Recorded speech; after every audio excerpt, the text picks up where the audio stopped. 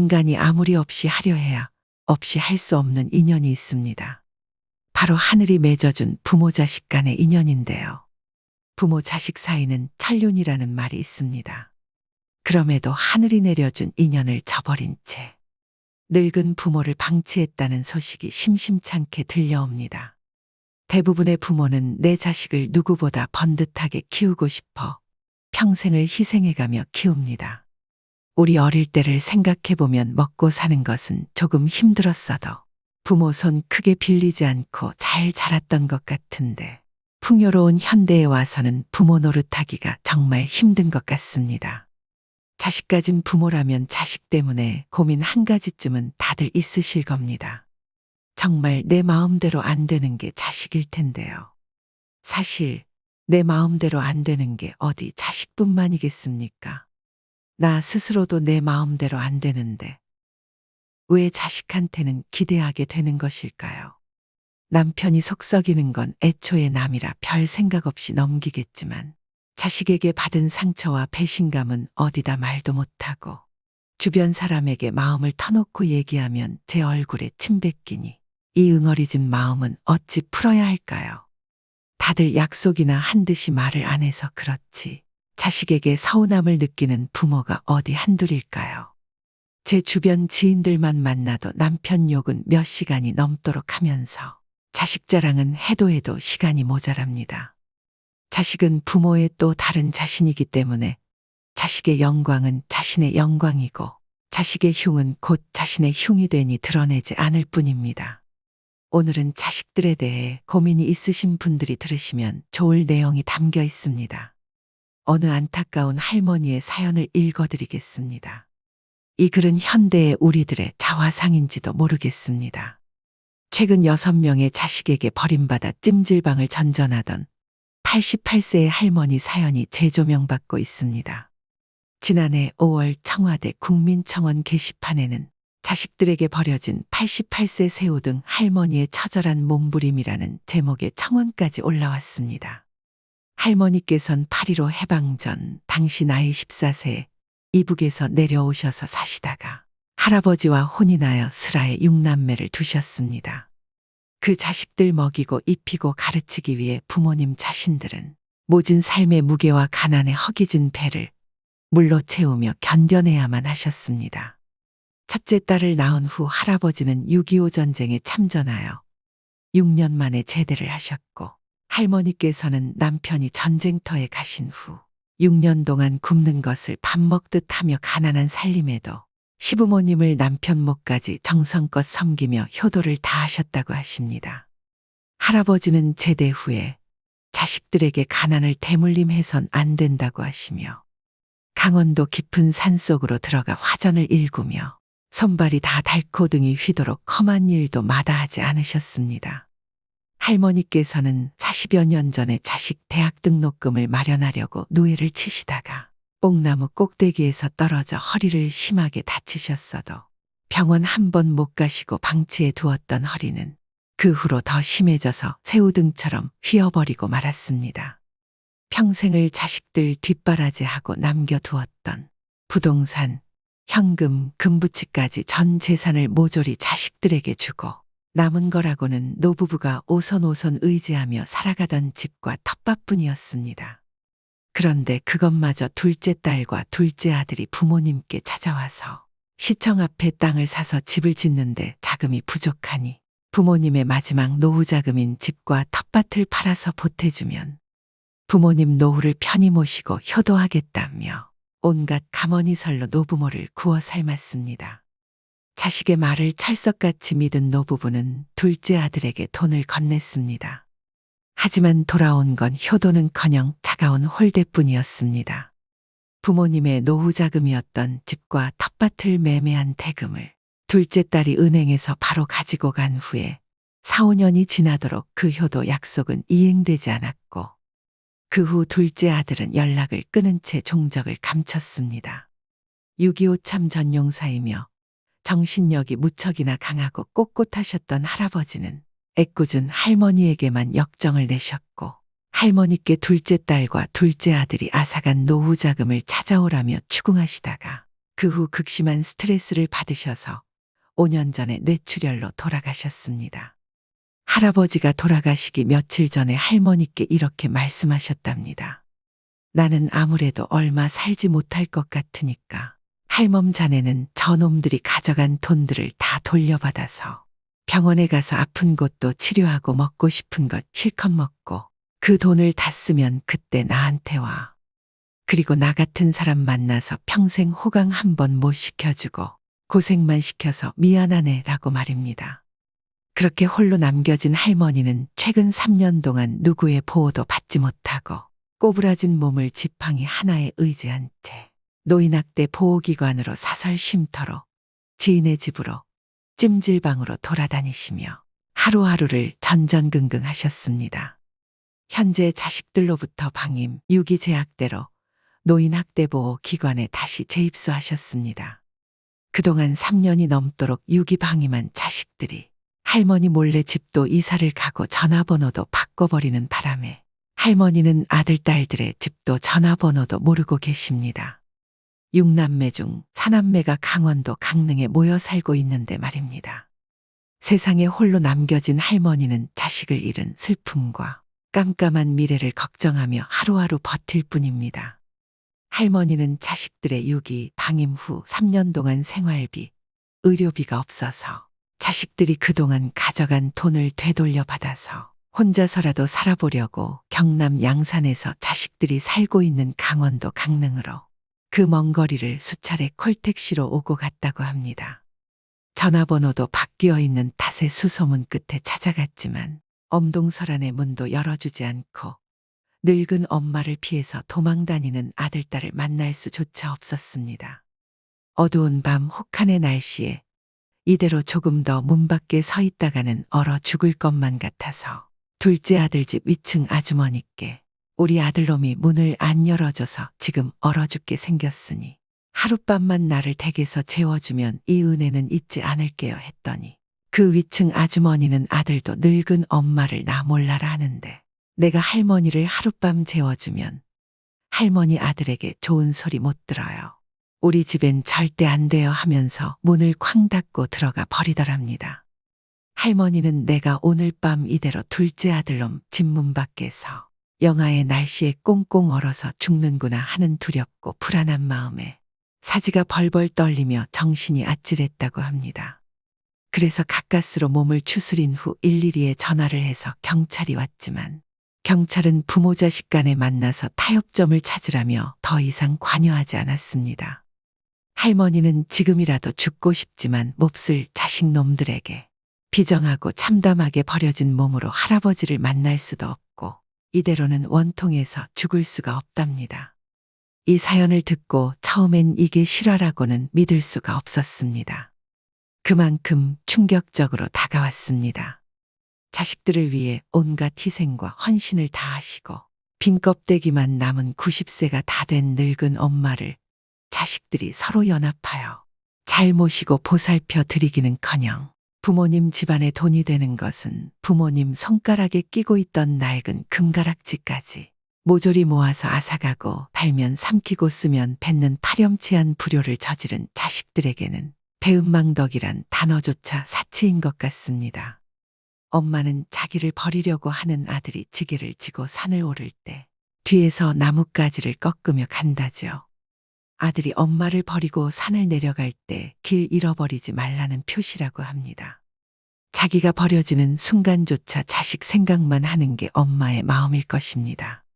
할머니의 사연 어떻게 들으셨나요? 전생에서의 원수가 자식으로 태어난다라는 말을 들어보신 적 있나요? 부모와 자식 사이에는 4가지 인연이 있다고 합니다. 첫째는 은혜를 갚는 인연이고, 둘째는 원한을 갚는 인연이며, 셋째는 빚을 갚는 인연이고, 넷째는 빚을 되찾는 인연입니다. 첫째로 은혜를 갚는 인연이란 부모와 자식에게 전생에 큰 은혜가 있어 그 은혜를 갚기 위해 금생의 자식으로 태어나 생전에 부모가 기뻐하도록 극진히 봉양하고 사후에는 귀신이 흠양하도록 장례와 제사를 정성껏 모시는 것입니다. 나아가 국가 사회에 이바지하고 백성에게 혜택을 끼쳐 청사의 이름을 남김으로써 천하 후세 사람들로 하여금 그 사람을 흠모하면서 그 부모까지 존경하도록 훌륭한 도덕을 닦기도 합니다. 역사 속의 수많은 충심과 효자가 그러합니다. 두 번째로 원한을 갚는 인연이란 부모가 자식에게 전생의 원한을 사서 그걸 갚기 위해 자식으로 태어나는 것이라고 합니다. 작게는 부모 마음을 거스르고 크게는 화가 부모에게 미치게 하며 살아생전에는 맛있고 따뜻한 봉양을 올리지 않고 죽은 뒤에는 황천에서도 모욕을 당하게 합니다. 또 더 심한 경우에는 권세나 요직에 앉은 신분으로 부정부패와 불계에 죄악을 찾으러 가문과 친족을 파멸시키고 조상의 무덤까지 파헤치게 하며 천하 후세 사람들로 하여금 그 사람을 욕하면서 그 부모에게 침 뱉게 만듭니다. 세 번째로 빚을 갚는 인연이란 자식이 전생의 부모에게든 재산상의 빚을 갚으려고 태어난 경우입니다. 진 빚이 많으면 평생토록 뼈 빠지게 일에 받들어 모시지만 빚이 적으면 잘 봉양하다가 덜어 중간에 그만두기도 합니다. 예컨대 힘들여 공부하여 부귀공명을 조금 얻는가 싶더니 그만 요절한다든지 사업이 잘 되어 재산 좀 모으다가 죽는 수도 있습니다. 네 번째로 빚을 되찾는 인연이란 부모가 자식에게 전생의 재산상의 빚을 진 까닭에 그 빚을 받으려고 태어난 경우입니다. 빚이 적으면 생활비나 학비를 들여 가르치고 혼수 장만하여 결혼시켜 이제 자립하고 사회 활동을 할 만하니 그만 수명이 다해버리는 것입니다. 또 빚이 많으면 집안 재산을 탕진하고 폐가망신까지 시킨다고 합니다. 그런데 세상 사람들은 조금만 어려운 재난을 당하면 하늘을 원망하거나 사람을 탓하기 일쑤입니다. 전생에 진 빚을 갚는다는 생각으로 죄업을 참회하는 마음을 내는 이는 참으로 드물기 짝이 없습니다. 콩 심은데 콩 나고 팥 심은데 팥 나는 줄을 알아야 합니다. 이 글을 읽으니 자식 생각도 나고 시골에 계신 부모님도 생각납니다. 부모님과 나라는 존재는 세상에 태어나면서 떨어질 수 없는 관계이자 가족의 구성원으로 살아가야만 하는 숙명입니다. 숙명은 태어나면서 정해진 순리로 성별 구분 부모와 자식 간 바로 이것이 숙명이며 바꿀 수 없는 그대로 순응하면서 받아들여야 합니다. 요즘 시대가 많이 변해서 부모님과 떨어져 사는 일인 세대가 많아지고 있으며 부모님께 효도라는 말이 무색할 정도로 먼 것으로 생각하는 사람들이 많이 있을 것입니다. 부모님에 대한 효도는 살아생전 자식이 제 아무리 해도 그 은혜와 사랑에 보답하지 못한다는 사실을 명심하고 잘해드려야 하며 서울에 쓸 때는 이미 늦었다는 것을 알고 탄식하며 후회하게 될 것입니다. 마지막으로 좋은 글 하나 소개해 드리겠습니다. 이 글을 들으면서 여러분들이 살아온 인생을 한번 돌아보시길 바랍니다. 이젠 나 스스로를 사랑해야 한다. 우리는 이 세상에 올 때 혼자였다. 갈 때도 동반자가 있을 리가 없다. 사람으로 사는 것은 필경 외로운 일일 것이다. 고독을 즐기다가 새로운 인생을 만난 사람도 있고 오랜 동행의 종지부를 찍은 사람도 있다. 내 삶의 가치는 결코 타인에 의해 타인이 만들어 놓은 상황에 의해 매겨지는 것이 아니다. 내가 나를 어떻게 바라보느냐, 내가 내 삶을 어떻게 살아가느냐에 따라 달라질 것이다. 우리는 다른 이들과 함께 있을 때 맡겨진 대역을 충실하게 연기한다. 늘 정해진 각본대로 따라하는 훈련이 자신의 진정한 모습을 잃어버리게 만든다. 당연히 스스로를 솔직하게 대면하지 못하는 사람이 생기기도 하고 자기 자신을 평가하고 투자하는 듯 철저히 인색했다. 혼자인 사람은 가장 자유로운 사람이다. 그러나 사람들은 자신의 배역이 익숙해져 있는 터라 이런 자유를 마주하게 되면 오히려 충격에 빠진다. 그래서 상당수의 사람들이 혼자라는 사실을 참을 수 없어 한다. 혼자는 곧 외로우며 공허하고 단정짓고 착각 속에 빠진다. 하지만 사람은 모두 자신의 길을 당당히 걸어가야 한다. 이젠 자식도 배우자도 일상의 삶에서 잠시 내려놓고 그들만큼이나 사랑한 열정을 오래 잊고 지냈던 나 자신과의 사랑을 위해 사용해 보기로 하자. 이젠 나 스스로를 사랑해야 한다. 내가 나를 사랑해 주지 않으면 누가 날 나만큼 사랑해 줄까? 최근에 혼자만의 시간을 누려본 기억이 있는가? 혼자서 여행을 가본 적이 있는가? 스스로 고독한 여행자가 되어보자. 한밤중 덜컹거리며 달리는 기차에 앉아 창밖으로 스쳐 지나가는 불빛을 바라보자. 고독은 생각을 풍성하게 키우고 그 차원을 높여준다. 많은 생각이 부담스러운가? 생각이 많은 것은 좋은 일이다. 그것을 조용히 음미할 때 우리의 영혼은 성장한다. 열심히 가정을 지키면서 살아온 나 자신을 마음껏 칭찬하자.